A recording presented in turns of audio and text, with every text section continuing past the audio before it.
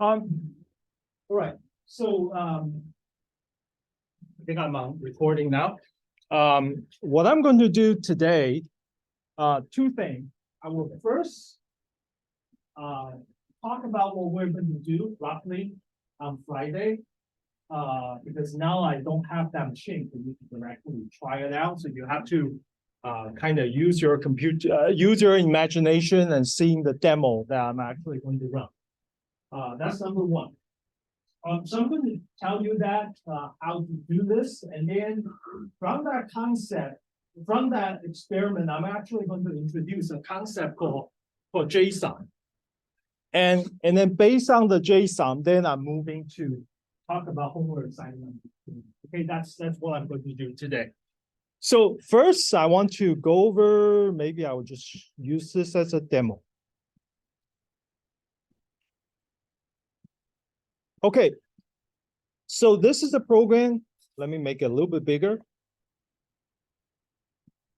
This is a program I just sent it to you, the link right before the class. What this program is doing, let me actually just open the file.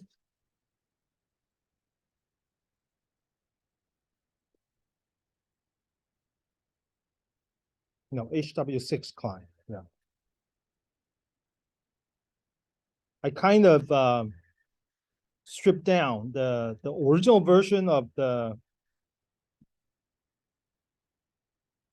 HW6, homework 6 last quarter to make this to work. Okay, so this program looks like your homework 0. If you actually pay attention, look into your homework 0, there is a client program, there's a server program. You actually see some of the similar construct, but here I actually provide more standardized package that you can actually do a lot more powerful. Yes. The repo is empty. Which one is empty? For 19 underscore.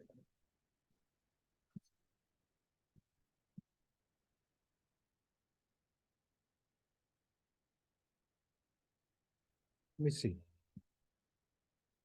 I didn't include anything. I thought I did. Let me actually try to do this. I probably forgot to commit. Sorry about that. Let me do this very quickly.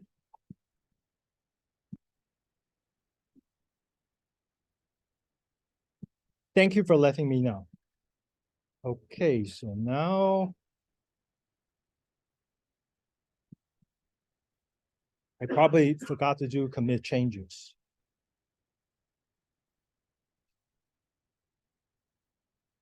Okay, can you check whether the file is there now? Yeah, I got it. Okay, thank you.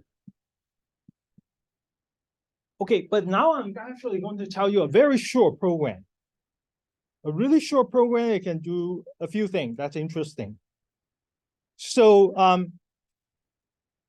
in the main program, the first line is just create some HTTP client. And then this is a pretty standard, the first two lines. If you see your client program in the homework 0, they're about the same. And then what I did is I actually create something called JSON colon value.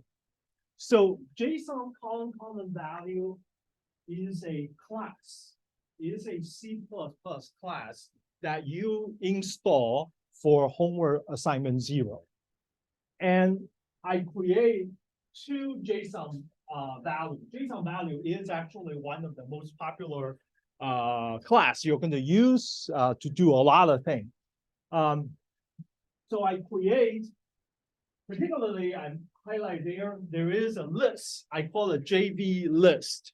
So essentially JV list. In this case, I have 3 students, but actually you should have probably only 2 students because you're going to have 2 students.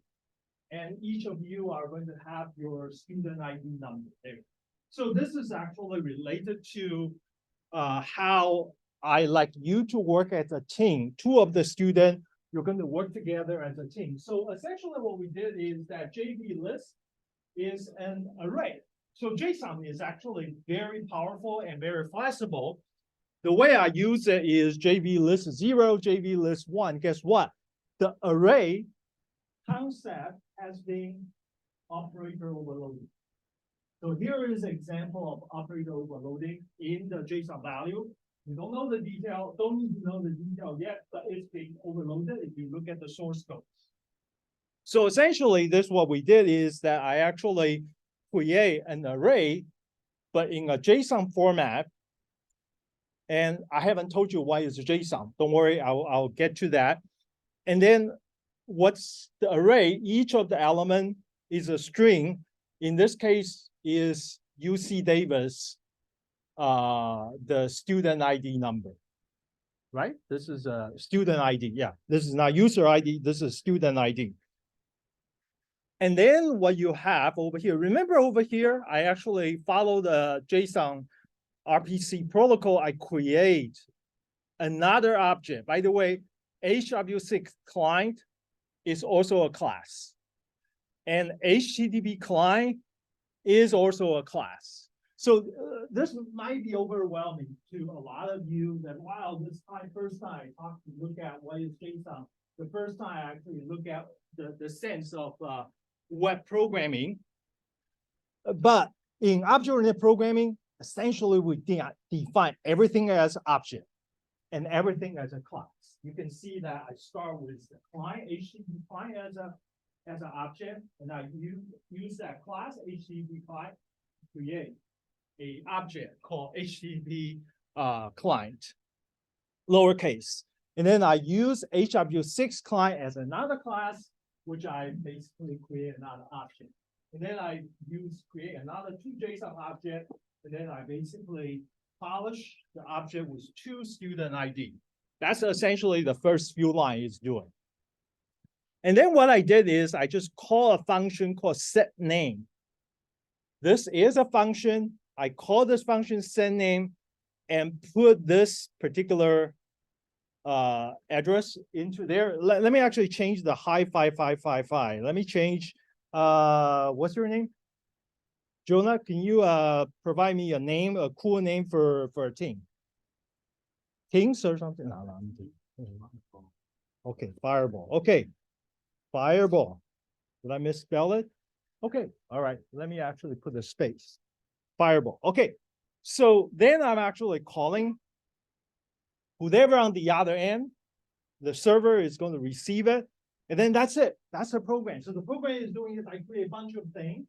The first 2 lines is trying to enable this program to be able to connect to the server because I'm doing the client side. And then I create an array, which I include 2 student ID number.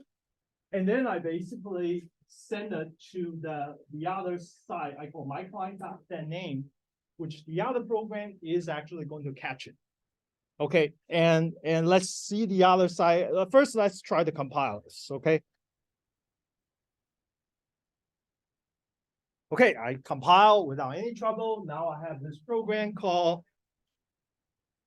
HW6 client. Okay, so if I do it HW6 client, you will see that, this is an error message a lot of you actually encounter. This is basically say libcurl error 7, which is could not connect to the server because the server I haven't started. Okay, here is my server. My server is in a different directory. It's actually similar, very similar in terms of structure, but let me try to compile it, make. Okay, I'm actually has a special file under config. And under this config, I will be really careful not to show you anything because all your student ID is actually in this file. So basically, I download 3 sessions, all of your grades and everything from Canvas. And then I basically compile into ecs36b students.json. Basically, this including all of your data. I mean, sorry, I'm going to ask, there's a volunteer that I can use your name to do a search, just show you that I'm not, yeah. What's your user ID? 921. No, not student ID, user ID. I don't want to show anybody's student user ID. Yeah, purple. Okay, NK 0151. MK. And that's in NK 015. Okay.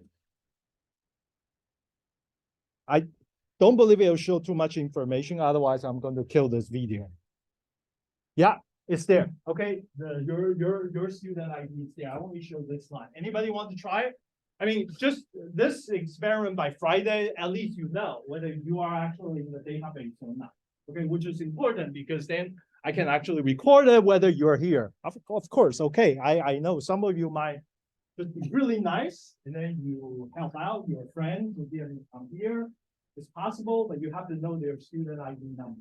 Okay, not just user ID. Okay, sorry about that. There are two ID. One is the user ID. With the user ID, I really mean Purple's ID. This means a Unix user ID. Okay, and student ID is whatever number it is. Okay. All right. So, all right, this is good. So now I want to actually do something. I have. Let me see. What did I do with this? So I have a file called team. Okay, I have a file which is I already run this file before, so I'm going to kill it actually. Well, that's I'm going to kill this. You don't know what that is. Okay, so I'm going to kill this everything. I'm going to just say this is nothing. I just want to leave it there something, and then I'm going to do 0000 1 2. Okay, this is just a fake entry. I put it there. So currently in my team, I have a file for ecs36b teams. Inside the team, I only have a fake team. So, okay, and of course I have a server. Let me actually just show you the program. Did I delete that one? Okay, no, I didn't delete that one. Okay, if you look at this file, this is called ecs36b. It should be homework 6.json. So this is a file like you have to use spec.json when you actually create the homework assignment number 0. So I actually call it ecs36b homework 6.json.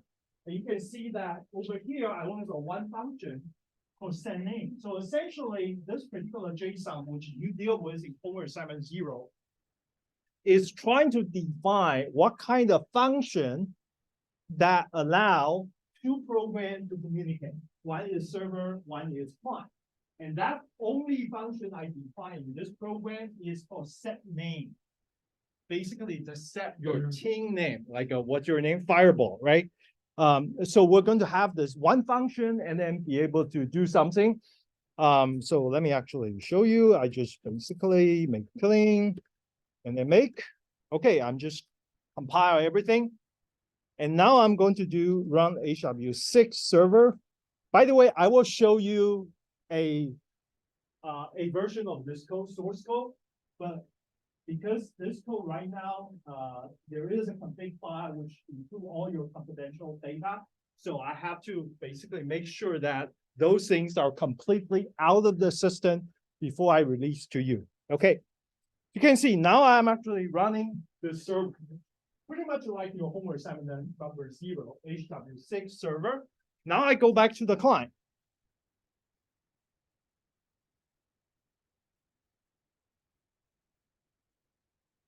Oh, team name not assigned. I know what's going on. Hold on.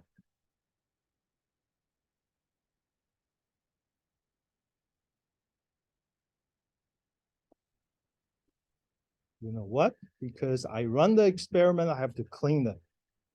Hold on. Let me see. Can I do this? Emacs. ECF36B student. I hope you won't see anything critical. Well, unfortunately you did. Where's my fake data? I deleted already? Sorry.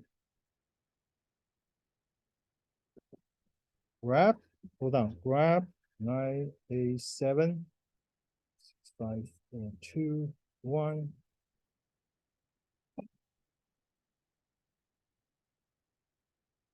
Oh, sorry. Missed one thing. Yeah, I do have that 3 students, so I'm going to do what? I'm going to stop sharing. And I'm actually going to do, and I'm not going to let you see this part. Sorry about that. I know what I'm going to do. I have to actually reset it back to the original state. Ah, I got it.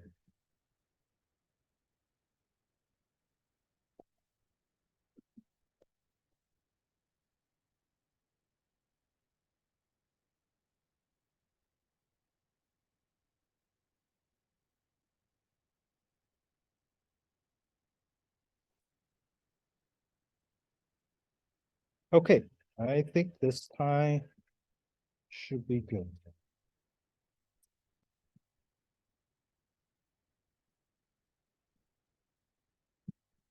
Okay, now I'm going to share my screen.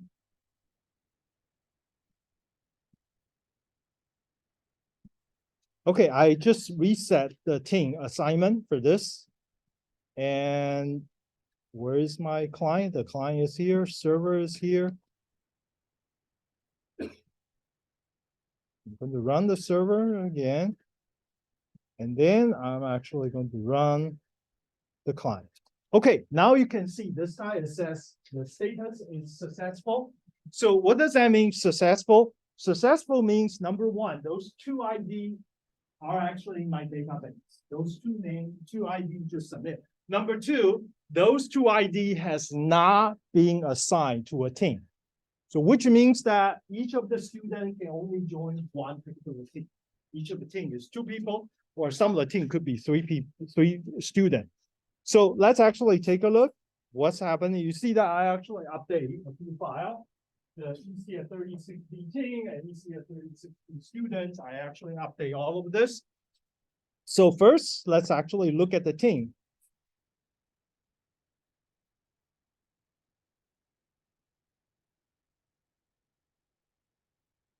Okay, now I have a team called Fireball, and with this 2 ID. Okay, you see that it was have only 1 fake team. Now I actually be able to record it and say, hey, you have a team over there. And then so in the future, when you actually interact with the server, for example, in the future, we might want you to do some computation and submit the result. That time you don't need to submit the result as your student ID number. You submit using your team name. Okay, so basically, hopefully this Friday is the only time you need to use your student ID. After that, you're going to use your team name. Only 2 of you know. So one of the students submit, then it will be recorded for both. Okay. All right. That's how I actually going to record the participation credit. Okay. So the data has been recorded in various files. And I have been actually using this last quarter, not last quarter, fall, to be able to handle pretty complicated stuff. There are interesting cases that, especially online, that you can actually interact with either this device or this device. So my primary hope is that you directly interact with this. But if this will fail, this cannot work, then I'm going to switch back to NG-ROC, and which is using my computer to let you do that. Okay. All right. So that is just give you a glimpse about what's going to happen on Friday. Okay, so on Friday, I will know which team has been registered, which student hasn't formed a team, and so we'll be able to basically follow up in that capacity. Okay, any question about what I just showed you? So you will be using the program that I just put it on the GitHub, okay, to do their participation for Friday. Any question? Yes.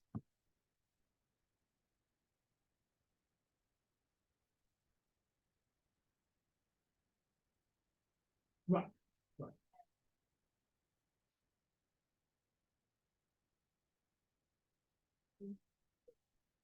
Yes. Yes. The team has 2 students. Like most of you already partner with another student for homework assignment number 2. So I assume unless you really have some issue, you want to switch partner, you basically will follow the same teammate for the rest of the quarter. And for the next after do that for homework assignment number 4, I believe, after you turn your homework assignment number 3, I will actually pair up 2 teams to actually review each other. So essentially you will have like a 2-team, 4 student work together. Pardon? Right. No, this, if you done homework 0, you can you issue work. Yes. Yeah. What? No. The .h file is automatically generated. If you type make, it will generate. Yeah. It's the JSON RPC stub program. It will look at the ecs36b underscore HW6.json. It will produce the .h file. Yeah, it's regenerated. By the way, it's a very commonly you will see in software project, especially large project. There's a lot of code that's actually generated. It's automatically generated. You just provide some kind of high level specification about what you want, and the code will be generated. Just remember, if a piece of code can be automatically generated, you should generate, because that will reduce a lot of chance to commit any kind of error or bugs. So that's why we actually like to use this kind of code generation a lot. Okay. All right. All right. So now I'm actually going to move to the next topic, which I want to tell you a little bit about what is JSON.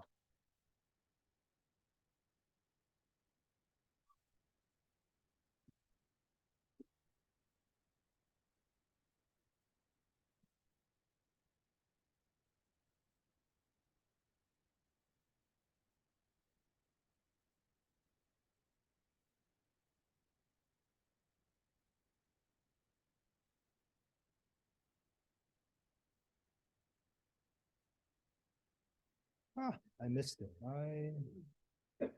Sorry, it must be before that.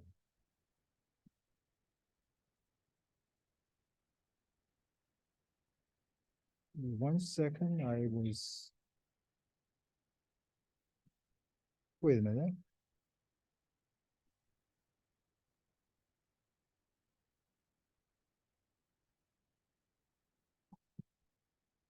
Wait a minute, where's my?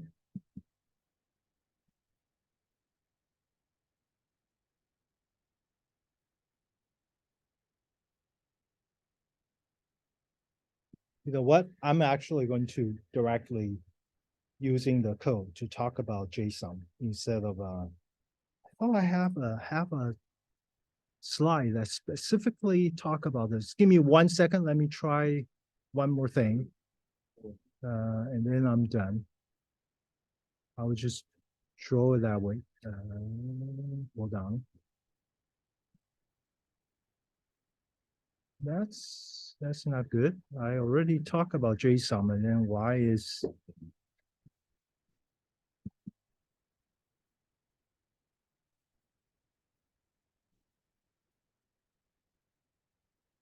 for some reason I lost my slide on my nice JSON introduction.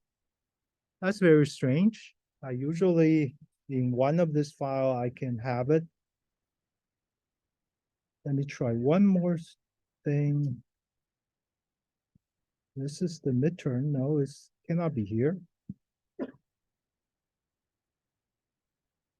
No, that's the last one. No, I must have already done this over here. Oh, that's embarrassing. Okay. What should I do? Okay, fine. I will just use a PowerPoint slides. I'm actually going to use a blank slides to talk about that.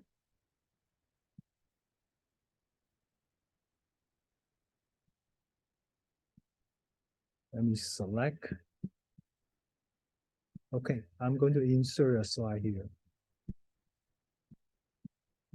So what is a JSON? JSON is what I call a linearization of I misspelled it. Okay, linearization of an object. And this object could be a C++ object, or it could be a Python object, doesn't matter, or it's a Java object. That's okay. It's just a linearization about some information. So, for example, if I have an object, let's actually use the example thing.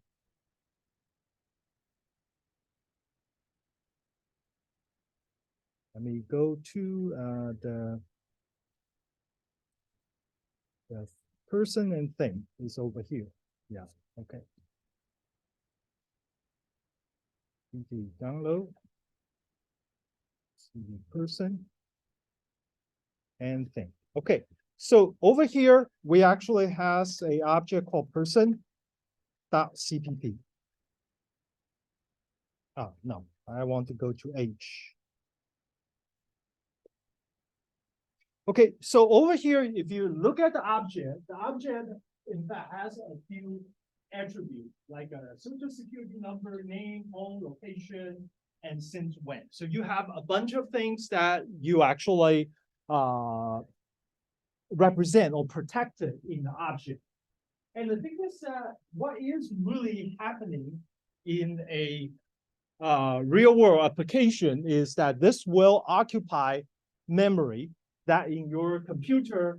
And the thing is that you actually, typically you don't know where they are because they are basically being stored in some address. And to look at each of them, especially think about the scenario, I have an object, which is a C++ object, but I want to actually convert this object to another application, which is actually they only take Python object. So think about that, or to convert a Java object to a C++ object. So essentially, you have this object that you want to compute in the C++, but then at some point, you actually want to switch to handle the other one. So what we really want is develop something we call linearization, and such that we can actually represent the object in a generic way. And then I will be able to really use whatever I want. So I'm actually going to do a very simple thing. Let me go to the GPS because that's the easiest way for me to do that. So let's look at GPS.h. So GPS object, I only have a two attribute. One is latitude, one is longitude. So I'm actually going to use a JSON to represent this GPS object. So let's do this. JSON always have something we call a curly bracket and what we call key value pair separate by column. Key value, V-A-L-U-E, key, we call a key value pair. So let's actually look at what's the location here. Let's actually go back to the Google map.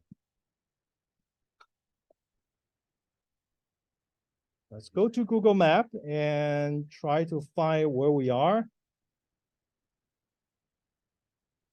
We must be somewhere here.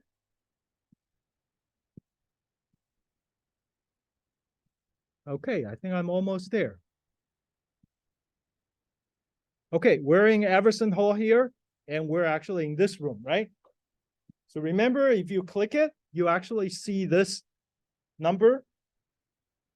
I thought I can just copy it. Can I copy it? Okay, anyway. So 38.53. So I'm going to do the key value pair. The key is latitude. Is that right? Okay, latitude and longitude. Latitude is the key. And what's the longitude? Is actually a number or string. You can actually represent both ways, but I'm going to use the string representation, 38.53. 38.53. And then I have a longitude is equal to, what's the number? Minus 121.74. Minus 121.74.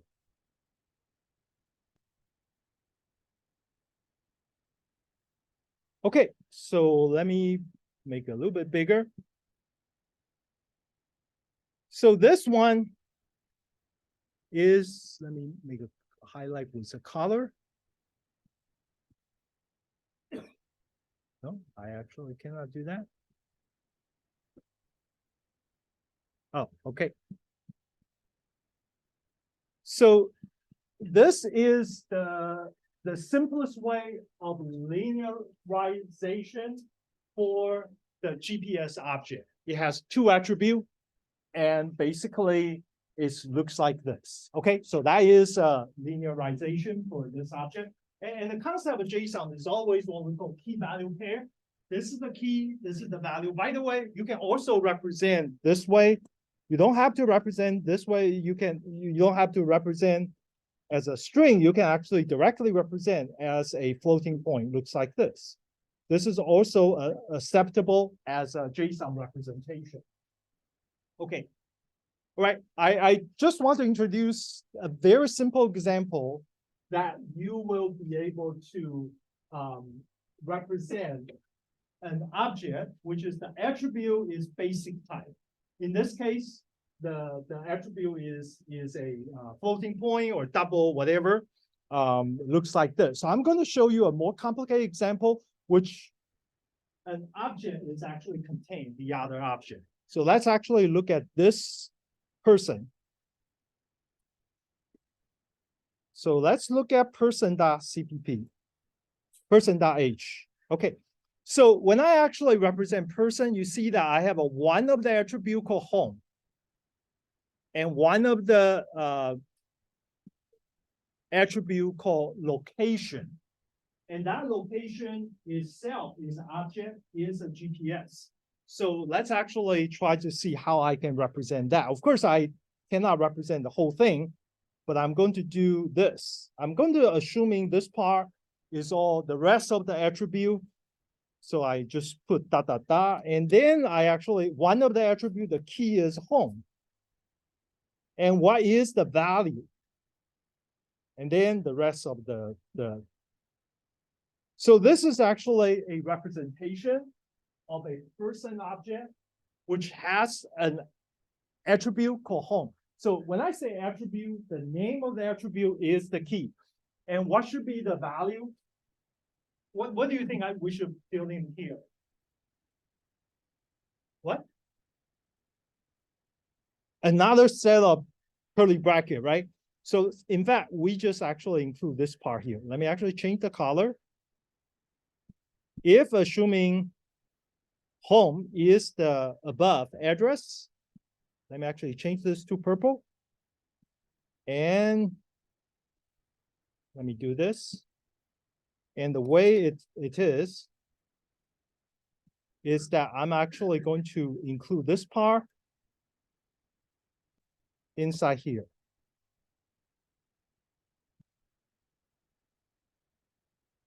I really want to make it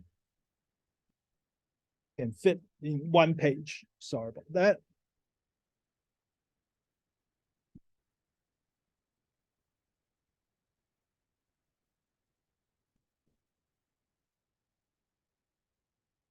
No, too much. Okay, So if I want to represent an object like a person, and the person have multiple attributes, some of this is basic type. As long as your basic type is like a string, integer, or floating point, those you actually just represent the basic key value pair. But if you want to represent anything which is object-oriented, then we basically has to just the key is still the ID to the object, but the value part is just a linearization of that particular object. So if you think about this, it's kind of nice is that instead of worrying about how do I represent the whole thing, what you really want to do is that you want to recursively look for the highest level is a person. And then whenever I encounter a representation which needed for the object, then I basically go to look for how do I represent that object itself, which in this case is GPSDD. Okay. And then, I mean, just for example, for homework assignment number 3, let me actually, if you think about what homework assignment number 3 is really want you to do, it's really you have a record. What is a record? A record is try to capture exactly what happened at one location at one time. So one of the record is that there is the instructor, and then there is a driver, and then there is a student. That's the people there. And then you have what? You have the device, maybe you have a laptop, and then you have a phone. And maybe you also have a bus. Bus is a thing as well, right? You can see that now what we want to do is the GPS location, and then we want to represent at what time. So essentially, and then you can probably have another thing, another stuff, which, for example, talk about what actually happened.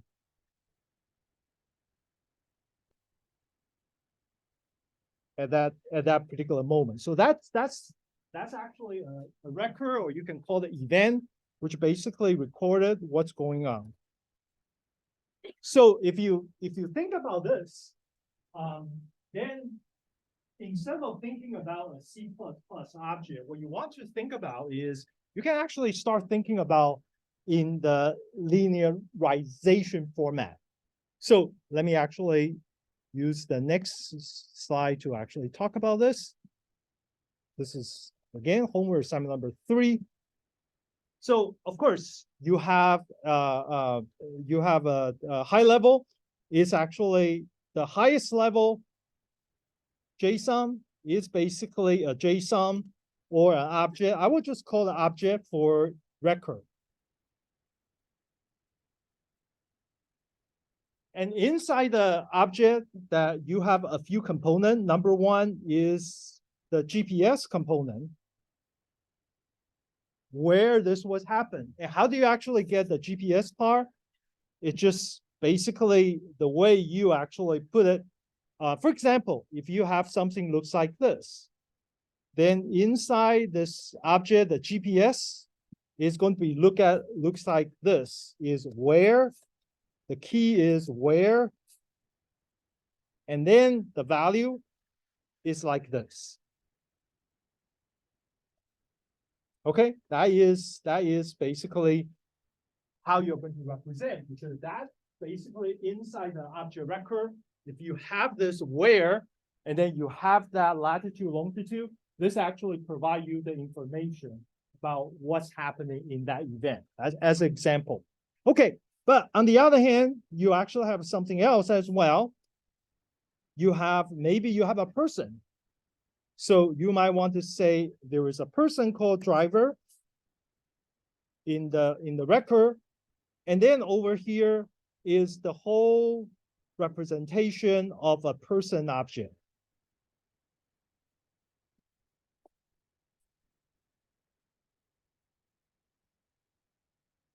Okay, so that is the concept of how you are actually using JSON to represent a bunch of information.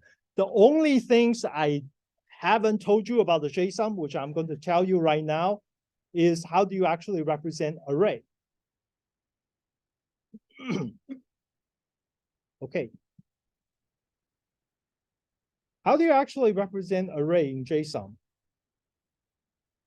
An array in JSON usually would go, instead of going with curly bracket, would go with bracket. Inside the bracket, you actually have whatever value, like say A, B, C, and then colon, C, D, E, and colon, and whatever number you want to have. And this one, if I do it like this is an array of 3 strings.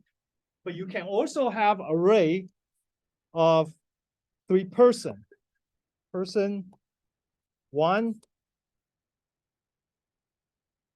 person 2, and then you can have person 3.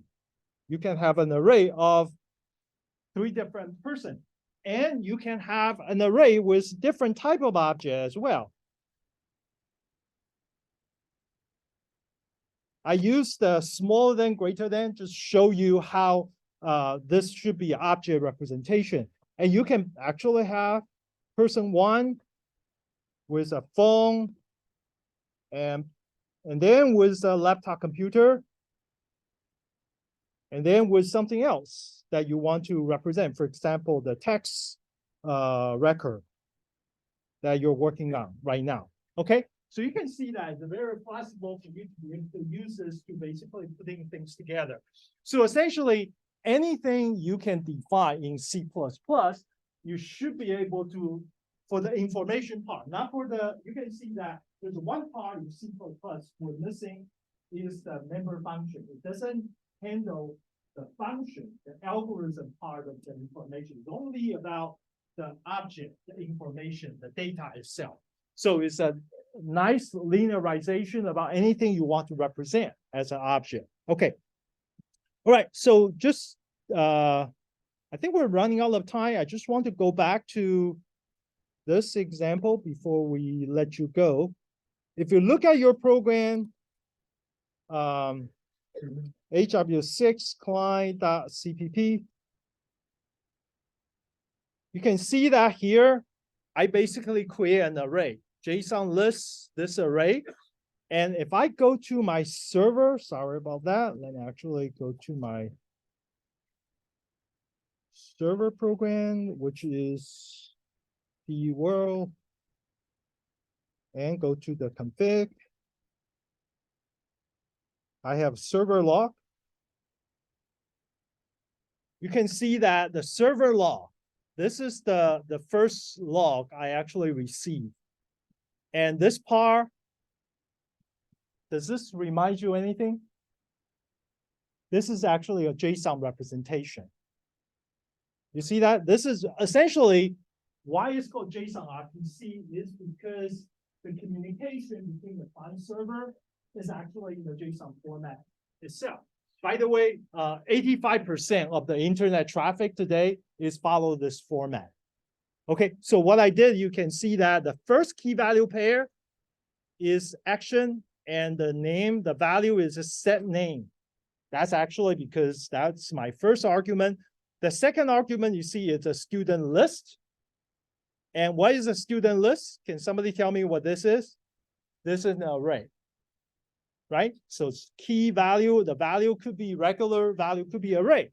And then the third one is the team name, which is hi 5555. That was actually, I run it earlier, but I think we actually have, when I run the program, it's actually at the end. Okay, here is the one we just run it. You see that here? I have this 2 student, and then the team name is Fireball. Okay, and essentially this is the way it works. Okay, so we're running out of time. I will continue. I haven't actually really started talking about homework assignment number 3. So I'm going to talk about homework assignment number 3 on Monday. Okay, you have a, no, wait a minute, Friday, sorry, Friday, not Monday, Friday. Yeah, I'm just,